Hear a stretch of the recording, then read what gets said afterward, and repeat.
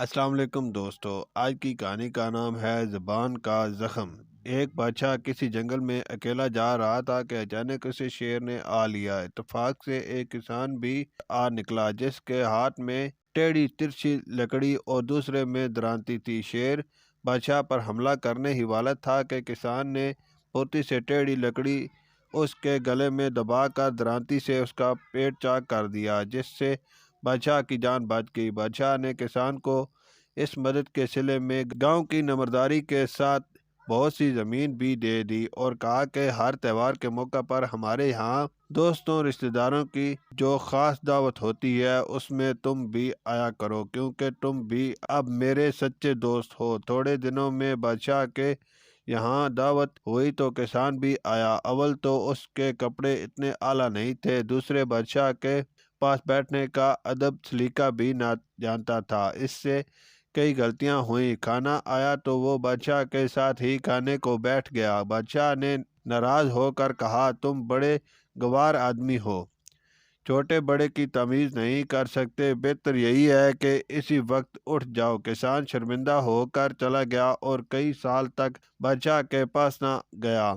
ایک دن بادشاہ گاڑی پر سوار ایک تنگ پل سے گزر رہا تھا کہ گاڑی کا ایک پہیہ نکل گیا۔ اگر اسی وقت سہارا دے کر اس کی اونچائی دوسرے کے برابر نہ کی جاتی تو بادشاہ دریا میں گر جاتا۔ حسن اتفاق کہیے یا تقدیر کہ وہی کسان اس وقت بھی وہاں موجود تھا۔ اس نے پہیہ نکلتے ہی گاڑی کو بازو پر سنبھال کر بادشاہ کو گرنے سے بچا لیا۔ بادشاہ کسان کی اس دوبارہ خدمت سے اس قدر خوش ہوا کہ اپنے ساتھ لے جا کر کئی دن مہمان رکھا اور چلتے وقت بہت سا انعام دے کر ہمیشہ آنے کی تاکید کر دی۔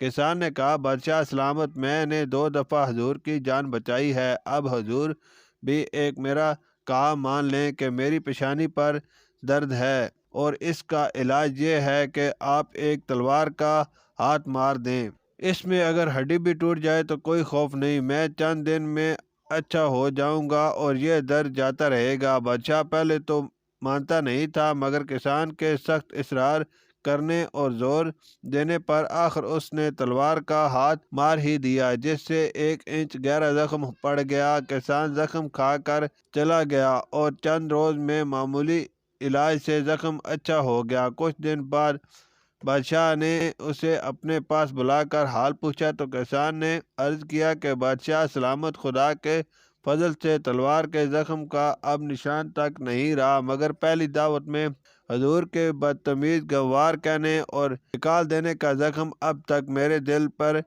ویسے کا ویسا ہی ہے۔ یہ سن کر بادشاہ نے گردن جھکا لی اور کہا، بے شک تم سچے ہو، میں ہی غلطی سے داناؤں کے اس قول کو بھول گیا تھا کہ تلوار کا زخم بھر جاتا ہے مگر زبان کا نہیں بھرتا۔ شکریہ۔